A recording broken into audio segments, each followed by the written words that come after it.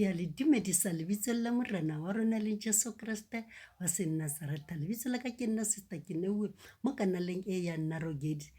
Sesotho. Ke a le amohela kaofela mo kanaleng ena, ke amohela le bao ba batjha mo kanaleng ena. Bana beso re kene mo tseleng e tshesane mo re rutwang ke Modimo, mo re guidewang ke yena, mo e leng yena a re bontshang tsela ena bana beso. Ka bane ntle le Modimo ka nnete ha ona hore re ka tsamaya mo tseleng e. So re a leboga ka lebaka la hore Modimo wa rona wa phela bana beso, ke yena re tataisang mo tseleng e ya bo e isang bophelong bo bo sa feleng. So bana beso ka letsatsi la kasheko re tlo buisana ka taba ya hore babereki bao ba senyetsang di-employer tsa bona ko mesebetsing, e le ntho eo e sa tshwanela, e le ntho eo ka nnete e sa batleng ho hang, ka lebaka la hore ha senyetse yena fela, o senyetsa mmereki wa hae, o senyetsa le bao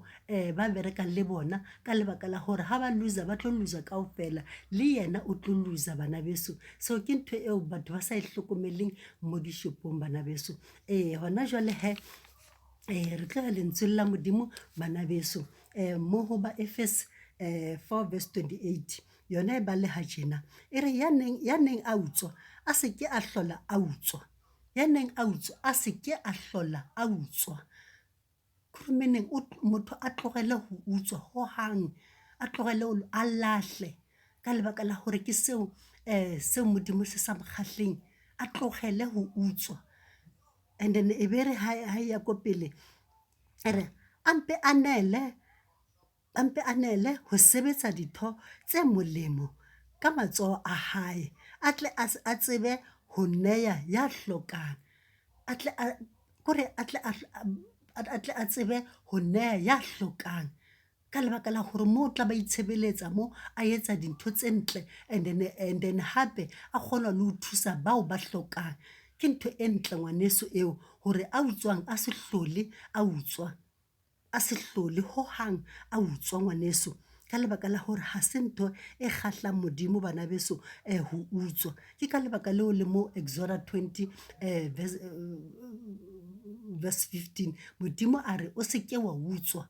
o se ke wa utswa, ka lebaka la hore Modimo ha batle re utswe bana beso, ha batle re nke dintho tseo e seng tsa rona. So bana beso re tlo kena mo tabeng e ya hore o fumane le hore mmereki o hirile batho ka mo shopong hore batho ba mmerekele ka mo shopong, and kana ha le bereka bana beso le ka mo shopong le ba a team. That is why ho na le manager, ho na le boss, ho na le manager, ho ba le di-supervisor, ka lebaka la hore ke team batho ba ha le team ke hora hore ba sebedisana. So ha o sebedisana, ha le sebedisana ho tjho hore ke lena bagadi ba shopo ya lona, ke lena ba tshwanetseng ba bone hore ha hona motho a senyang ka mohara shopo. So ha o fumana e le hore ba bang ba lona ka mo shopong ke bona bao ba senyang, ke bona bao e reng ha batho ba kena ka mo shopong ba re na nka o ntshetsa eng, and then wena re tla kopana ka ntle, and then wa mpha tjhelete. And ka lebaka la hore le rona batho re rata dintho tsa boshodu, ngwaneso a re lahleng dintho tsa boshodu bana beso, ka lebaka la hore ke dintho tseo Modimo a sa di rateng. Lahlang dintho tsa boshodu ngwaneso, ha o ile shopong o reka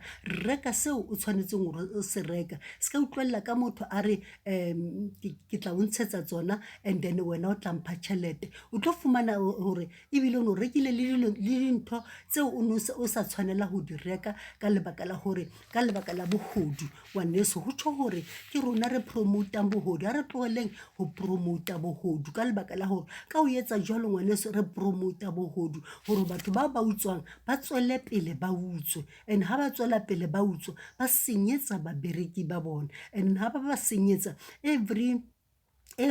month motho wa batho ha re o ira stock taking o na le stock loss, every time ha bala stock taking o na le stock loss. And then ho utlwisa bohloko ka lebaka la hore ha botsisa ha ona a tsebang, and ngwaneso ho bohloko ka lebaka la hore maybe o fumane le motho o mong wane or ba babedi ba etsang jwalo, and ba le busy bona ba enjoya ka lebaka la hore every day ba na le pocket money mo dipotleng tsa bona, and ba kgona ho ja ha monate ka lunch, mara ha ba qeta qeta mola ba batla ho patediwa ke yena boss wa bona yena a ba senyetsang mafela kgwedi ba lebelletse tšhelete gore ba fuwe tšhelete ngwaneso ba lebala gore ba senyetsa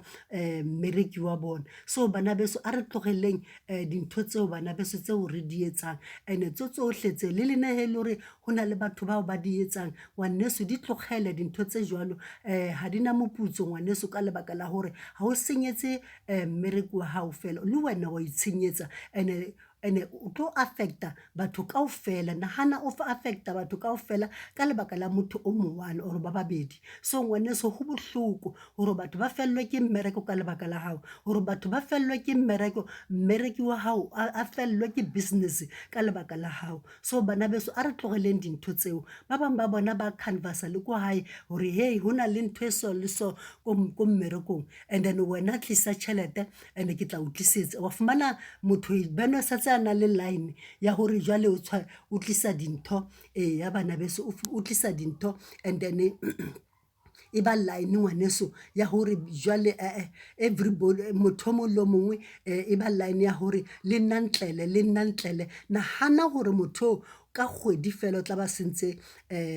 tšhelete e kae nahana fela gore na o tla ba sentse ha ba etsa stock taking e tlabe le mathata ka lebaka la gore yena everyday o tshwanetse a tsamaye a ruele and then a isa motseng gore a fe batho ba mo fe tšhelete so ngwaneso ke dintho tse sa lokang ke nnete wa tseba batho ba bang ha ba etsa dintho or ba etsa bobe ba nana gore ke ntho entle ngwaneso ha se ntho entle ka lebaka la gore bofelo ba yona ha bo botle so ngwaneso a re tlogeleng ho utswa ha re tlogeleng ho hang a re tlogeleng ho utswa ka lebaka la gore ke ntho e sa tshwanelang bana beso ene ra tseba mo ho John 10 verse 10 re na le lehodu ngwaneso ya utswang ya bolayang ya senyang wa utswa wa bolaya wa senya sa se tletse mo bophelong mo lefatsheng o tletse ho utswa ho bolaya le ho senya so ngwaneso ha ba tlo bona ntho engwe le engwe e lokileng so ke yena spreadang hona ho utswa gore batho ba utswe ba tswele pele ba utswe mesebetsing ba utswe mo hohle mo ngwaneso go bohloko ka lebaka la gore o senyetsa mmereki wa hao wa mo senyetsa so a re tlogeleng dintho tseo bana beso re sokoloheng ka lebaka la gore ha se dintho tseo re tshwanetseng gore re di etse so bana beso